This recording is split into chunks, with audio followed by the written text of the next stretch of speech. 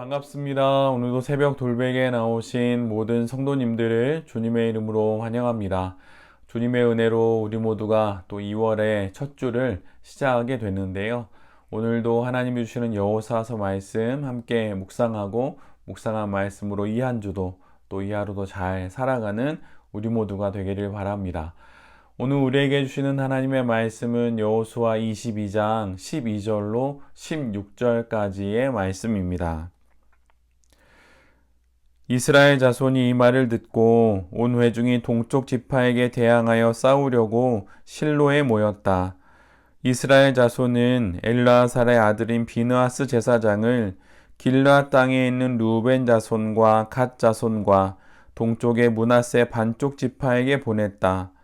요단강 서쪽에 자리 잡은 이스라엘 각 지파에서 한 사람씩 10명의 대표가 비느하스와 함께 갔다. 그들은 각기 이스라엘의 천천만만 백성의 가문을 대표하는 사람들이었다. 그들이 길르앗 땅으로 가서 루벤 자손과 갓 자손과 동쪽의 므낫세 반쪽 지파에게 말하였다. 주님의 온 회중이 하는 말이요, 당신들이 어찌하여 이스라엘의 하나님께 이런 악한 일을 하였소? 어찌하여 당신들이 오늘날 주님을 떠나서 제멋대로 단을 쌓아 주님을 거역하였소? 아멘. 오늘은 여호수아 22장의 말씀을 갖고 신중한 것이 신실한 것입니다. 신중한 것이 신실한 것입니다. 라는 제목으로 함께 하나님 말씀을 나누도록 하겠습니다. 출애굽 이후에 광야 40년과 요단 동편 정복, 그리고 가나안 본토에 대한 정복과 분배의 모든 이야기가 드디어 끝나게 됩니다. 요단 동편에 거주하기를 소원했던 루벤과 갓, 그리고 므낫세의 그 절반의 지파는 여호수아에게 약속한 대로 가나안 정복의 모든 과정에서 가장 선두에 서고 가장 끝까지 남아서 다른 지파들이 정착할 때까지 수고하고 헌신합니다. 그리고 그 이후에 이제 요단 동편 자신들의 땅으로 돌아가려고 하는 것이지요. 모든 것은 참으로 은혜롭게 순조롭게 마무리됩니다. 그리고 두 지파 반도 요단 동편으로 돌아가서 모든 이스라엘 백성들이 각자의 땅에서 머물면서 잘 살아가기만 하면 이제 되는 것이지요. 그런데 한 가지 문제가 발생합니다. 여호수아의 축복과 권면의 말을 듣고 요단 동편으로 돌아간 두 지파 반은 길갈 근처에 위치한 그릴롯이라고 하는 성읍에 모이게 되고 그곳에 제단을 쌓게 됩니다. 성경은 이들이 쌓은 제단을 보기에 큰 제단이다 라고 소개하고 있습니다. 그 규모가 얼마나 컸던지 요단강 건너편에서도 확인할 수 있을 정도였습니다.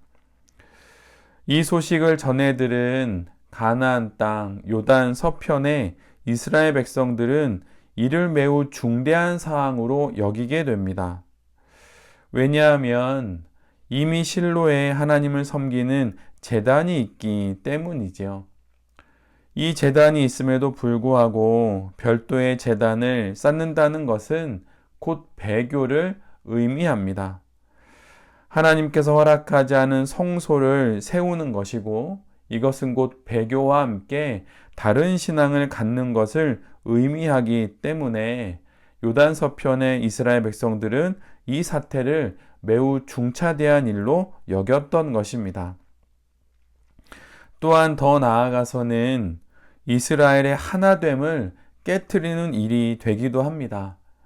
한 하나님을 섬기며 한 백성이 되어야 할 이스라엘이 또 다른 제단을 세움으로 말미암아 하나의 민족이라는 정체성을 해치게 되는 그런 일이 벌어진 것입니다. 오늘 본문은 잘 기록하고 있지 않지만 내일 우리가 함께 묵상하는 여호수아 22장 후반부에서는 두 지파 반이 그 제단을 쌓은 이유를 스스로 이렇게 말하고 있습니다. 제가 그 부분을 읽어드리면 그러나 사실은 그렇지 않습니다. 우리가 여기에 단을 쌓은 것은 훗날 당신들의 자손이 우리의 자손에게 너희가 주 이스라엘의 하나님과 무슨 상관이 있느냐? 너희 느우벤 지파와 갓 자손아, 주님께서 우리와 너희 사이에 요단강을 경계선으로 삼으셨으니 너희는 주님에게서 받을 몫이 없다 하고 말하면서 당신들의 자손이 우리의 자손을 막아서 주님을 경외하지 못하게 할까 염려가 되어서 우리가 이 단을 쌓은 것입니다. 두 지파 반이 단을 쌓은 이유는 바로 이와 같은 것입니다. 즉 어떤 종교적인 의미의 제단이 아니라 일종의 기억을 하기 위한 기념비의 역할을 하는 것이죠. 세월이 지나 가나안 본토의 이스라엘 백성들이 요단강 건너편에 있다는 이유로 요단 동편의 두 지파 반 그들을 하나님의 백성으로 인정하지 않을까 염려하여서 기념비를 세워 같은 민족이라는 그 증거를 삼고자 한 것입니다. 이것은 좋은 의도일까요? 나쁜 의도일까요? 분명 좋은 의도이고 선한 동기입니다. 오히려 어떻게 보면 믿음의 본이라고 할 만한 그런 내용이기도 한 것이지요. 그러나 요단 서편의 이스라엘 백성들과 이 선한 의도를 또 이 좋은 내용을 충분히 공유하지 않음으로 인해서 이 좋은 결정이 오히려 분란의 이유가 되고 맙니다. 동기가 아무리 순수하다고 하여 그 과정과 그 결과마저 순적하고 모든 이들이 그 순수한 동기를 바로 알아차리는 것은 결코 아닙니다. 동기가 순수할수록 그 과정도 그 결정도 그 순수함이 유지될 수 있도록 더더욱 주의를 기울여야 하는 것입니다. 하나님을 향한 거룩한 열정이라 하여서 모든 과정이 정당화되거나 합리화될 수는 없습니다. 그래서 성경이 이러한 말씀을 기록해 놓고 있는 것이지요. 비둘기 같은 순전함은 뱀과 같은 지혜로움과 함께 있어야 한다라고 말이죠. 비둘기의 순전함과 뱀의 지혜로움이 함께 있을 때만이 그 순수한 동기가 선한 결과를 만들어낼 수 있는 것입니다. 여러분, 우리 모두가 기억할 것이 있습니다. 순전함으로 다 되지 않습니다. 순수함으로 다 되지 않습니다. 순전한 동기에서 출발한 일이라고 하면 더더욱 세심히 살피고 준비하여서 과정과 결과도 순전할 수 있도록 더욱 애쓰고 노력하는 것이 마땅한 그리스도인의 모습이라고 하는 것입니다.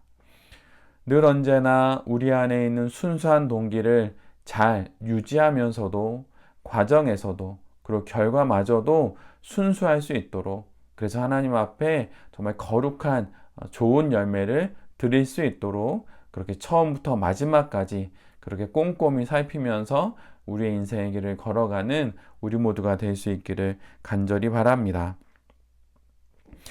오늘 본문을 보면 두 지파 반이 큰 제단을 세웠다고 하는 이 놀라운 소식을 듣고 요단 서편의 이스라엘 민족 사이에서는 큰 파장이 일어나게 되지요.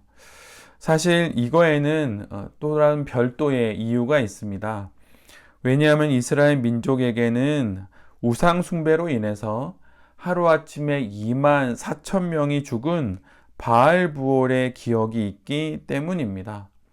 또한 아간의 범죄로 인해서 아이성 전투에서 패배한 그 기억이 있기 때문이지요. 만약 그 제단이 요단 동편의 두 지파 반의 그 순수한 말처럼 우상 숭배를 하기 위한 목적이 아니라 정말로 하나님을 섬기기 위한 목적이라는 것을 미리 알았다면 요단 서편의 사람들이 이렇게 놀라지 않았을 것입니다. 과거에 이런 기억이 있기 때문에 놀랐던 것이죠. 그래서 오늘 본문을 보면 이스라엘 그 서편, 가나안 요단 서편에 있는 백성들은 요단 동편의 지파에 이러한 제단을 쌓은 모습을 보고 전쟁을 벌이기 위해 실로에 모입니다. 과거에 이런 기억이 있기 때문이지요. 온 민족이 진멸되지 않기 위해서 전쟁도 불사하겠다는 것입니다. 함께 힘을 모아 가나안 정복을 조금 전까지만 해도 이루었던 한 민족이 이제는 정복이 끝나자 서로를 향하여서 칼과 창을 겨누게 된 것입니다. 그러나 아직 요단 서편의 이스라엘 백성들은 제단의 용도와 목적을 정확히 알지는 못합니다. 그래서 요단 서편의 이스라엘 백성은 바로 전쟁을 일으키지 않고 일단 참고 바알브올의 우상숭배 사건을 해결한 그 경험이 있는 제사장 비느하스를 필두로 각 지파에서 믿을 만한 지도자 한 명씩을 선발하여서 요단 동편 지파에게로 보내게 됩니다. 정보가 부족하니 직접 만나서 그 진상을 파악하기로 한 것이지요. 요단 동편에 파견된 대표단은 두 지파 반 사람들을 만나서 그들을 질책합니다. 그리고 자신들이 생각한 나름의 이유들에 따라 실제적인 대안을 제시합니다. 그것은 19절의 말씀처럼 만일 당신들의 소유지가 깨끗하지 못하거든, 즉 만약 요단 동편 땅이 부정하다는 생각에서 하나님을 예배하는 제단을 쌓았다고 한다면 그 제단을 쌓아서 요단 동편 땅을 정결케 하기를 원했던 것이라면, 만약 그것이 문제라 한다면 요단 서편 지파들의 땅의 일부를 기꺼이 내주겠다라고 말합니다. 우리가 앞에서 묵상한 유다 지파가 시므온 지파에게 땅을 나누어 주는 것과 같은 것이지요. 이 문제를 해결하기 위해서 자신들의 기업 중의 일부를 기꺼이 희생할 의향이 있음을 밝히는 것입니다. 이미 요단 동편 땅을 기업으로 받았지만 그 땅이 정결하지 못하고 여겨서 제단을 쌓는 이 일을 하게 된 것이라면, 만약 지금이라도 원한다면 요단 서편 땅을 기꺼이 내어주겠다고 이렇게 제안을 하는 것입니다. 요단 서편의 이스라엘 백성들은 사태를 더 깊이 파악하기 위해 대표단을 구성하여 직접 요단 동편에 보냅니다. 전쟁을 불사하려는 그 섣부른 판단을 일단은 멈추고 침착하게 상황을 파악하고자 한 것입니다. 그리고 이 과정에서 기꺼이 자신들의 소유를 내어줄 것까지 감수하면서 문제를 해결하고자 합니다. 좋은 동기였지만 지혜롭지 못해서 문제를 일으키는 요단 동편의 두 지파 반과는 달리 요단 서편의 지도자들은 침착하게 과정을 지나기로 결정합니다. 기분대로 하지 않는 것이지요. 이전에 있었던 문제 해결의 유경험자인 비느하스를 대표로 각 지파에서 믿을 만한, 사태를 잘 파악할 만한 지도자 한 명씩을 선발하여서 그 사태의 진상을 정확하게 파악합니다. 섣부른 판단을 유보하고 자세히 확인해 보기로 한 것이지요. 이를 통해서 요단 서편 지파는 같은 민족 간의 전쟁을 막아냅니다. 성도가 갖는 신실함, 그 거룩한 마음이라고 할 수 있는 그 신실함은 순수함에 있기도 하지만 신중함에 있기도 한 것입니다. 요단 동편의 두 지파 반도 신실했고 요단 서편의 나머지 모든 이스라엘 지파들도 신실했습니다. 요단 동편의 지파들은 순수함으로 신실했고 반면에 요단 서편의 지파들은 신중함으로 신실했던 것이죠. 순수한 것도 신실함일 수 있지만 그러나 요단 동편 지파가 가지고 있던 그 순수한 동기가 제대로 잘 과정을 거치지 않다 보니 문제를 일으키는 것을 우리 모두가 보게 됩니다. 반면에 요단 서편의 지파들은 그 신실함을 신중함으로 함께 지나감으로 말미암아 모든 사태들을 함부로 감정대로 해결하지 아니하고 정보를 하나둘 모아서 결정에 이르는, 판단에 이르는 이러한 모습을 우리 모두에게 보여주고 있습니다. 한두 개의 정보에 이리 판단하고 저리 결정하지 않고 상황을 끝까지 꼼꼼히 파악함으로 그렇게 하나님 앞에서 신중함을 통해 신실함을 우리 모두에게 보여주고 있는 것입니다. 눈에 보이는 한두 가지 정보로 판단하지 않아야 합니다. 기도하면서 차근차근 사태를 파악하며 길을 지나가고 해법을 찾는 것이 바로 신앙으로 인생을 잘 살아가는 것입니다. 새롭게 한 주가 시작됩니다. 또 새해가 되어서 설날을 지나서 새로운 결심으로 하나님 앞에서 한번 살아보겠다, 이런 마음들을 우리 모두가 가질 수 있겠죠. 그 마음을 순수한 마음으로 시작할 수 있습니다. 그러나 그 과정만큼은, 또 그 결과에 이르는 그 마지막 순간까지는 신중함을 통해 우리의 신실함이 우리의 모든 결정에 드러나야 할 것입니다. 새로운 일들 앞에서, 뜻하지 않은 사건들 앞에서 성격대로 반응하지 않고 하나님께 기도하면서 그 해법을 찾아 더 나은 신앙 인생을 살아가는 우리 모두가 될 수 있기를 간절히 바랍니다. 신중한 것이 신실한 것입니다. 이 사실을 기억하면서 오늘도 우리에게 주신 이 하루를 거룩하게 잘 살아내는 새벽 돌베개의 모든 성도님들과 또 이 말씀을 전하는 제 자신이 될 수 있기를 간절히 기도드립니다. 아멘. 기도하겠습니다. 주님, 순전한 동기라는 말로 과정의 꼼꼼함과 결과의 순전함이 보장되는 것이 아님을 기억하겠습니다. 동기가 순전한 만큼 과정과 결과도 순전할 수 있도록 더욱 주의를 기울이겠습니다.